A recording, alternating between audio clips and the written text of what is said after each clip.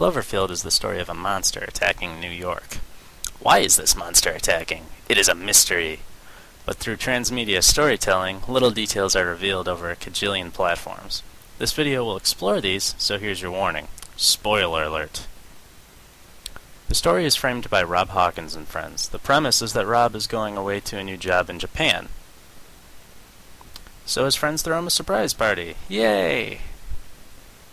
Until explosions happen, the Cloverfield monster appears, and, well, most of them die. Aww.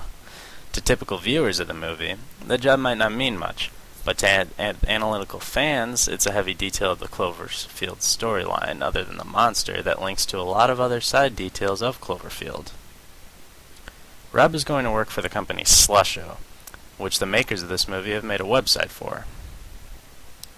It's a slushie featured in many of J.J. Abrams' works, including Alias, and more recently Star Trek, and Fringe.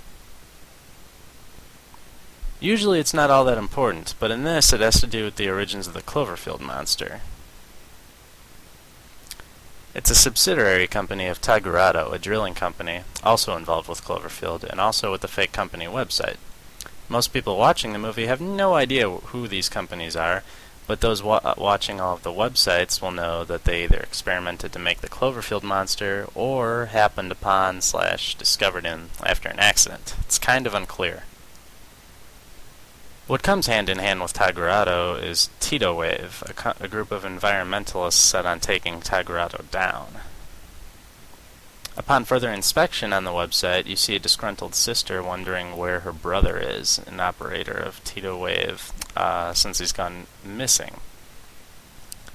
This leads to more fake websites, Missing Teddy Hansen and Jamie and Teddy.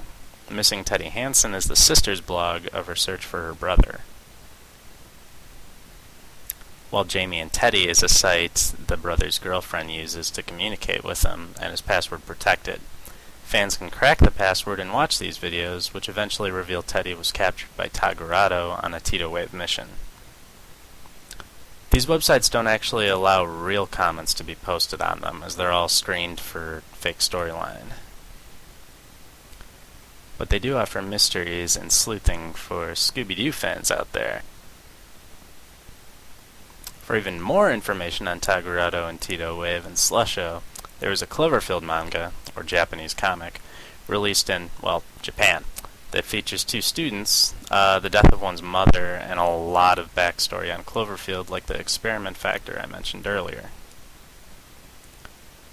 Tigerato and Tito Wave were also featured on YouTube under the guise of fake news feeds on YouTube that covered multiple disasters of drilling stations / oil tankers being attacked, and were also mentioned on the Tigerato website under their own news feed. These served as hints to the monster and towards its origins in these companies. Aside from these websites, Rob and friends each have fake MySpace pages that were used to communicate to one another before the movie was released, and, well, most of them died. Some of these interactions revealed hints at relationships, like between Rob and Beth, where Rob left about 1,000 messages on Beth's MySpace page. Other interactions show that Rob is going away to work at Slusho in Japan, and that his friends are trying to assemble a surprise party and get him out of the house so that they can set it up.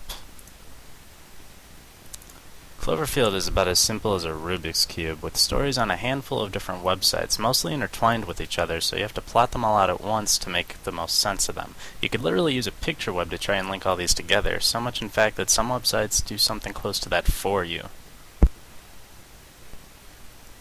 Grassroots websites have popped up as a result of Cloverfield, Cloverfield Clues being the most prominent, where they collect the information as it comes in, allow for comments and in-depth analysis, and try to help piece everything together. With this many factors and different storylines going on in Cloverfield, it's taking baby steps in the direction of its bigger brother Lost. But don't let the footy pajamas fool you. Cloverfield is clearly a transmedia monster.